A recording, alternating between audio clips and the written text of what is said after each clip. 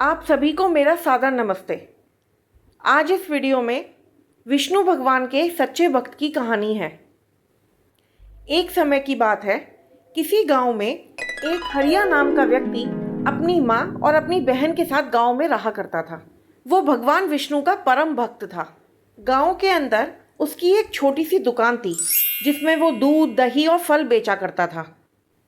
हरिया सुबह उठकर सबसे पहले भगवान विष्णु का स्मरण करता था और दुकान जाने से पहले वो रोज विष्णु भगवान के मंदिर जाके उनके दर्शन किया करता था। उसके बाद ही अपनी दुकान पर जाता था और हर वक्त वो हरी इच्छा कहा करता था। हरिया बहुत ही भला और दयालु स्वभाव का था।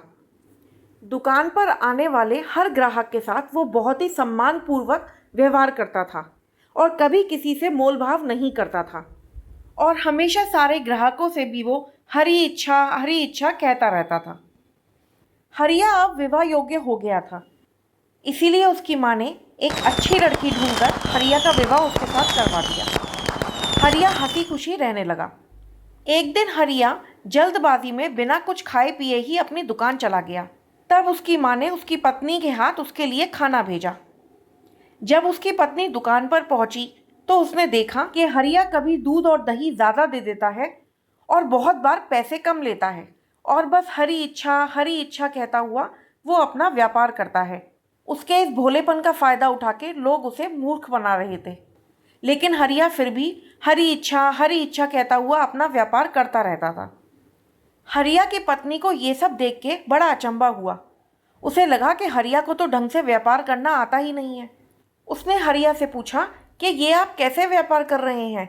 तो हरिया ने जवाब दिया, हरी इच्छा से कर रहा हूँ। तब उसकी पत्नी बोली कि कल से मैं दुकान पर बैठूंगी, आप नहीं। हरिया ने हरी इच्छा कहते हुए पत्नी की ये बात मान ली। अगले ही दिन से हरिया की पत्नी ने दुकान संभालना शुरू कर दिया।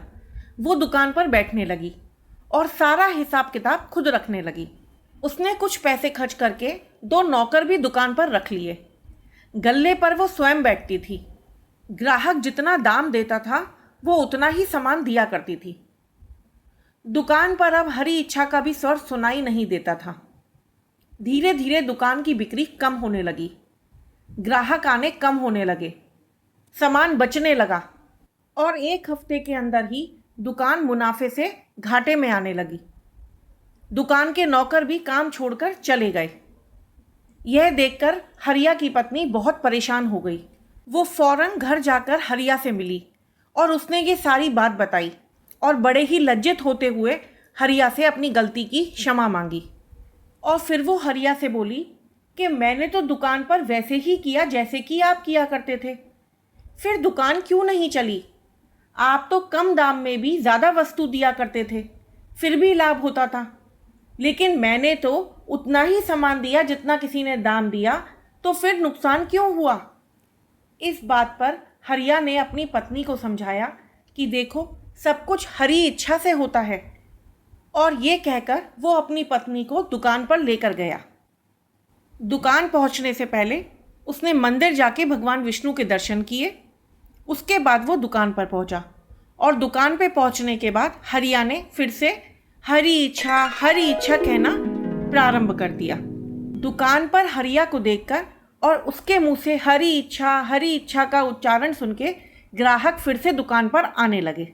हरिया की पत्नी ने देखा कि जब हरिया किसी भी ग्राहक को दूध दही देता है तो उसके साथ 2 हाथ और सामान देते हैं, और जब ग्राहकों से दाम लेता है तो दाम लेते वक्त भी 2 हाथ और दाम लेते हैं। यह सब देखकर हरिया की पत्नी चकरा गई और उसने हरिया से पूछा कि आखिर ये क्या माया है? तब हरिया बोला कि ये सब कुछ मेरे हरि की इच्छा है। मैं अपने हरि का बचपन से ही भक्त हूँ। मैं जो कुछ भी करता हूँ अपने हरि की इच्छा से ही करता हूँ। जिसके साथ स्वयं श्री हरि हो उसे घाटा भले कैसे हो सकता है? ये सुनते ही हरिया की पत्नी उसके चरणों में गिर गई। उसे अपने किए पर बहुत पछतावा था और समझ गई कि सब कुछ हरि इच्छा से ही होता है। और उस दिन के बाद हरिया और उसकी पत्नी दोनों ही साथ में दुकान पर बैठने लगे और साथ में दुकान चलाने लगे, और जो कुछ भी करते सब कुछ हरी इच्छा के अनुसार ही करते। वाकई जो कुछ भी होता है हरी इच्छा के अनुसार ही होता है। आपको ये कहानी कैसे लगी प्लीज़ मुझे कमेंट बॉक्स में ज़रूर बताएं और मेरे चैनल को लाइक और सब्सक्राइब ज़रूर करें।